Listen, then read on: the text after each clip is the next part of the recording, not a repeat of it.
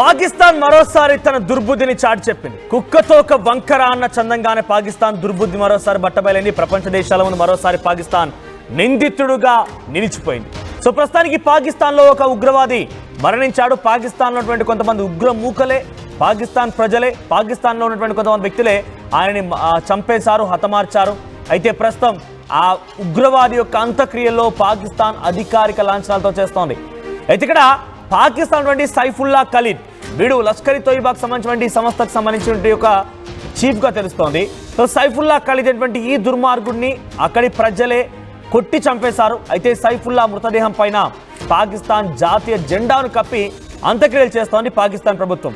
అంత్యక్రియలకి అక్కడి పాక్ ఆర్మీ అధికారులు, రాజకీయ నేతలు హాజరయ్యారు. అంత్యక్రియల ప్రార్థనలో వందలాది మంది ఉగ్రవాదులు పాల్గొన్నారు. అందరికి కూడా మద్దతుగా నిలబడుతూ పాకిస్తాన్ ఆర్మీ, పాకిస్తాన్ సంబంధించిన ప్రజాప్రతినిధులు, రాజకీయ నేతలు మొత్తం కూడా సలాం చేస్తూ ప్రార్థనలు చేస్తున్నారు. ఇక పహల్గామ్ ఉగ్రదాడికి ప్రధానమైనటువంటి సూత్రధారిగా కూడా ఉన్నాడు ఈ సైఫుల్లా ఖలీద్ అనేటువంటి ఈ దుర్మార్గుడు. అయితే ఈ నీచ్ కమిన్ కుత్తేగాడు చనిపోతే వీళ్ళంతా వచ్చి మరికొన్ని అక్కడికి పిచ్చి కుక్కలు కూడా వచ్చి ప్రార్థనలు చేస్తున్నాయి. వీడెవడో కాదు, పహల్గామ్ ఉగ్రదాడి ఘటనలో కూడా వీడు సూత్రధారిగా ఉన్నట్టు తెలుస్తోంది. సైఫుల్లా ఖలీద్ అనే వ్యక్తి ఆదివారం రోజున గుర్తు తెలియని వ్యక్తులు ఈ దుర్మార్గుడిని, ఈ పిచ్చి కుక్కని హతమార్చాయి.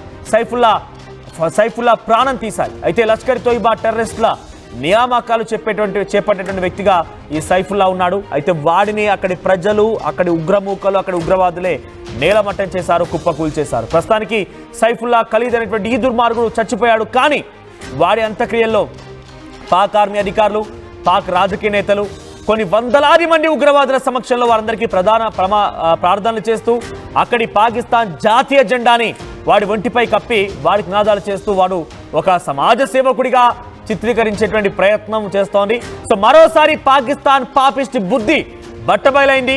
ఉగ్రవాదాన్ని పెంచి పోషిస్తామన్న రకంగా ప్రతిసారి చెప్తున్నా కానీ ప్రతిసారి వాళ్ళు మొరపెట్టి చెప్తున్నారు. ఉగ్రవాదులకి ₹1 ఇస్తామని చెప్పారు. ఉగ్రవాద స్థావరాలని భారత్ నేలమట్టం చేస్తే వాటిని పునర్నిర్మిస్తామని చెప్తున్నారు. మసూద్ అజర్ లాంటి ఆ దుర్మార్గుడి ఇంట్లోకి ఏకంగా ₹14 కోట్ల పాకిస్తాన్ ప్రభుత్వం అందజెప్పింది. గతంలో కూడా పాకిస్తాన్ ఉగ్రవాదుని హతమారిస్తే భారత్ ఆపరేషన్ సింధూర్ నేపథ్యంలో అక్కడి పాకిస్తాన్ ఉగ్రవాదం మొత్తం నేలమట్టం అయితే వారి యొక్క అంత్యక్రియలో కూడా ఈ రకంగానే పాల్గొంది. ఇప్పుడు ఏకంగా అక్కడి ప్రజలే, ఇదే చెప్తున్నాను, పాకిస్తాన్ ఎవడో చంపాల్సిన పని లేదు. పాకిస్తాన్ తనంతట తానే పూర్తిగా కుప్పగొలిపోబోతోంది. పాకిస్తాన్లో ఈ రకంగానే ఇంకా అసిముండిని చెప్పు దెబ్బలతో, రాళ్లతో, కోడిగుడ్డతో కొట్టి చంపేసిన ఆశ్చర్యపోకండి. పాక్ ప్రధాని షహబాజ్ షరీఫ్ను కూడా అక్కడి పాక్ ప్రజలు దుర్మార్గంగా నడి రోడ్డు పైన పరిగెత్తించి హతమార్చినా కూడా ఆశ్చర్యపోవాల్సిన పని లేదు. అటువంటి సినారియో పాకిస్తాన్ నెలకొంది. అయితే అక్కడి పాకిస్తాన్ ప్రధాని, పాకిస్తాన్ ఆర్మీ, పాకిస్తాన్ రాజకీయ నేతలు మొత్తం కూడా ఇటువంటి దుర్మార్గులు, ఉగ్రవాదుల యొక్క అంత్యక్రియల్లో పాల్గొనడం చూస్తూ ఉంటే డైరెక్ట్గా వాళ్ళే వీళ్ళందరినీ పెంచి పోషిస్తున్నారు. దాంట్లో ఎటువంటి డౌట్ లేదు. పదే మనం చెప్తుంది అదే, పాకిస్తాన్ అంటేనే ఉగ్రవాద దేశం, పాకిస్తాన్ అంటేనే ఉగ్రవాదులు.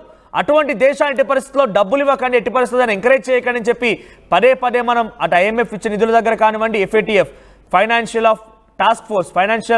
టాస్క్ ఫోర్స్ దగ్గర కానివ్వండి, ఎప్పటికప్పుడు మనం చూపించే ప్రయత్నం చేస్తున్నాం. కానీ డొనాల్డ్ ట్రంప్ ఇన్వాల్వ్మెంట్తో ఇక్కడ మనం పాకిస్తాన్ లాంటి దేశానికి IMF నిధులు సమకూరుస్తోంది, టర్కీ ఆయుధాలు సమకూరుస్తుంది, ఇండైరెక్ట్గా అమెరికా కూడా ఆయుధాలు సమకూరుస్తుంది. ఇంకా ఈ ఉగ్రవాదాన్ని పెంచి పోషించేటువంటి ప్రయత్నమే కొంతమంది దుర్మార్గులు ఇంకా చేస్తున్నారు, కొంతమంది అత్యుత్సాహపరులు ఇంకా చేస్తున్నారు. సో సైఫుల్లా ఖలీద్ వీడే పహల్గామ్ ఉగ్రదాడి ఘటనలో సూత్రధారిగా ఉన్నవాడు.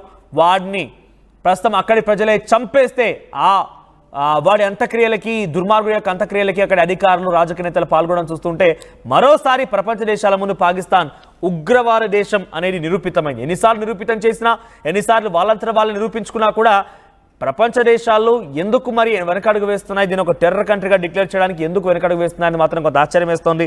మా AP ఇన్పుట్ ఎడిటర్ కృష్ణమోహన్ సిద్ధంగా ఉన్నారు. కృష్ణమోహన్, సో సైఫుల్లా ఖలీద్ వీడి యొక్క అంత్యక్రియల్లో అక్కడి పాక్ ఆర్మీ, పాక్ అధికారులు, పాక్ సంబంధించిన రాజకీయ నేతలు పాల్గొనడం ఎలా చూడాలి?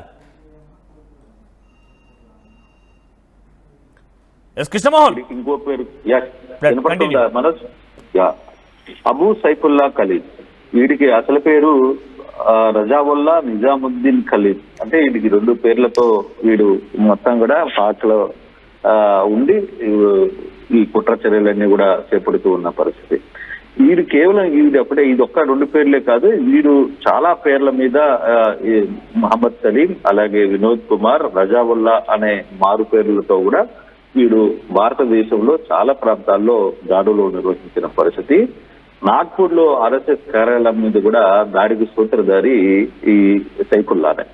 2000 సంవత్సరంలో కూడా నేపాల్ కేంద్రంగా లష్కర్ తోయబాతో ఉగ్రవాద సంస్థలకి నిర్వహించింది. అక్కడ అతనికి వినోద్ కుమార్ అనే పేరు మీద, మహమ్మద్ సలీం, రజావుల్లా అనే పేర్లతో అక్కడి నుంచి కూడా ఈ వ్యవహారాన్ని అంతా కూడా నడిపిన పరిస్థితి ఉంది. 2006లో నాగ్పూర్ లోని ఆర్ఎస్ఎస్ ప్రధాన కార్యాలయం మీద దాడి కుట్ర పన్నాడు. ఆ దాడి సందర్భంగా 3 ఉగ్రవాదుల్ని పోలీసులు అప్పుడే కాల్చుకుంటున్న పరిస్థితి. 2005లో బెంగళూరులో ఇండియన్ ఇన్స్టిట్యూట్ ఆఫ్ సైన్సెస్ మీద కూడా అతను క్లియర్ గా కుట్ర దాడిలో పాల్గొన్నాడు. ఆ దాడిలో కూడా సైఫుల్లా ఒక ప్రొఫెసర్ మరణించిన పరిస్థితి ఉంది. ఇంకా 4 గాయపడ్డారు. ఉగ్రవాదులు పారిపోయిన పరిస్థితి. పోలీసులు కేసులు దర్యాప్తు చేసి కొంత ఈ వ్యవహారాన్ని నిలిపారు. అలాగే ఉత్తరప్రదేశ్ లో కూడా రాంపూర్ లో సిఆర్పిఎఫ్ క్యాంపు మీద కూడా దాడి చేశారు. ప్రధానంగా వీడు మొన్నటి వరకు కూడా నేపాల్ కేంద్రంగా లష్కర్ తోయబాతో కలిపి ఈ సైఫుల్లా ఉగ్రవాద చర్యలకి పాల్పడుతున్న నేపథ్యంలో అప్పటికి ఇండియన్ ఆర్మీ వీడిని నేపాల్లో గుర్తించిన సందర్భంలో వీడు అక్కడి నుంచి నేపాల్ వదిలి పాకిస్తాన్ కి మకాం మార్చాడు. అక్కడ లష్కరే, తర్వాత జయామత్, ఇతర ఉగ్రవాద నేతలు ఈసీఫ్ వీళ్ళందరితో కూడా కలిసి ఇది చాలా వరకు కూడా ఈ ప్రాంతాల్లో ఈ ఉగ్రవాద చర్యని నడుపుతున్న పరిస్థితుల్లో నిన్న పాకిస్తాన్ లోని సింధు ప్రావిన్స్ లో ఆదివారం 3 గుర్తు తెలియని వ్యక్తులు వీడిని కాల్చి చంపేశారు. అంటే ఒకేసారి భోజనం చేసుకుని మధ్యాహ్నం బయటికి వస్తున్న నేపథ్యంలో అక్కడ ఈ ఉగ్రవాది మీద అక్కడ ఉన్న ఇంటర్నల్ ఇష్యూస్ లో ఒక 3 మాత్రం గుర్తు తెలియని వ్యక్తులు కాల్ చేసిన పరిస్థితి. అయితే ఒక ఉగ్రవాది ఇన్ని కేసుల్లో ముద్దాయి అయిన వీడు చనిపోతే అక్కడ పాకిస్తాన్ ఎటువంటి హానర్ చేసిందో మనం చూడాలి. పాకిస్తాన్ గార్డ్ ఆఫ్ ఆర్డర్ ని ఇచ్చింది. అక్కడికి ఆర్మీ పెద్దలు హాజరయ్యారు, పాకిస్తాన్ ప్రభుత్వ పెద్దలు హాజరయ్యారు. ఇవన్నీ చూస్తున్నప్పుడు కూడా ప్రపంచ దేశాలకు ఏం జరుగుతుందో ఇవన్నీ తెలిసి కూడా ఇంకా పాకిస్తాన్ కి మద్దతు ఇవ్వడం వెనకాల అసలు ఏంటి? ఒకవైపు అమెరికా మనతో బాగున్నట్టే బాగుంది అన్నట్టు నటిస్తుంది. వాళ్ళకి ఇవ్వాల్సిన డబ్బులు సాయం కావచ్చు, ఇంకో సాయం కావచ్చు అక్కడ చేస్తుంది. మిగతా దేశాలు, చిన్న దేశాలన్నింటినీ కూడా దగ్గరుండి అమెరికానే పాకిస్తాన్ కి మద్దతు తెలిపే ప్రయత్నం చేస్తున్నారు. అంటే ఒకవైపు భారత్ లో అహింసను రెచ్చగొట్టి ఇక్కడ ఉగ్రవాద చర్యలకు చేపట్టి పలు రకాలుగా పలుసార్లు ఇవన్నీ అటాక్స్ చేసిన ఇటువంటి ఉగ్రవాది చనిపోతే అందుకు మొన్న సింధూరు ఆపరేషన్ లో జరిగిన దాడిలో చనిపోయిన ఉగ్రవాదులు కూడా పాకిస్తాన్ ఎటువంటి ట్రీట్మెంటే చేసింది. అక్కడికి పాక్ సైన్య అధికారులు, తర్వాత పార్టీ అధికారులు, పెద్ద ఎత్తున ఉగ్రవాదులు అందరూ కూడా అక్కడ పాల్గొని అతని అంత్యక్రియలో పాల్గొన్నారు. ఈ రోజు సైఫుల్లా దాంట్లో కూడా అదే పరిస్థితి జరిగింది. పాకిస్తాన్కి బుద్ధి వచ్చే పరిస్థితి అయితే కనపట్లేదు. అయితే ఈ వ్యవహారాన్ని భారత్ ఏ విధంగా ప్రపంచ దేశాల్లో పాకిస్తాన్ ని ఏకాకి చేయాలి, పాకిస్తాన్ ని ఉగ్రవాద దేశంగా ఎలా ట్రీట్మెంట్ చేయబోతుంది అనే దాని మీదనే ఇప్పుడు పెద్ద ప్రశ్న.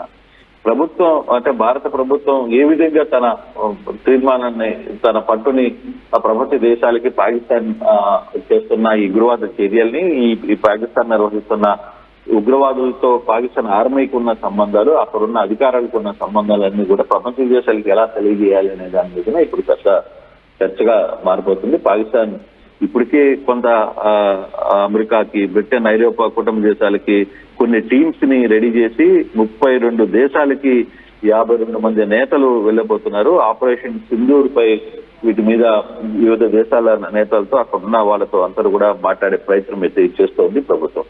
అయితే ఎంతవరకు ఇది సక్సెస్ అవుతుంది? ప్రధానంగా పాక్ నిర్వహిస్తున్న ప్రతి దాడి, ప్రతి కుట్ర వెనకాల అక్కడ ముష్కరులు, తర్వాత అక్కడ ఉన్న ఉగ్రవాదులు వీళ్ళందరూ కూడా వాళ్ళ రోల్ ఉంది.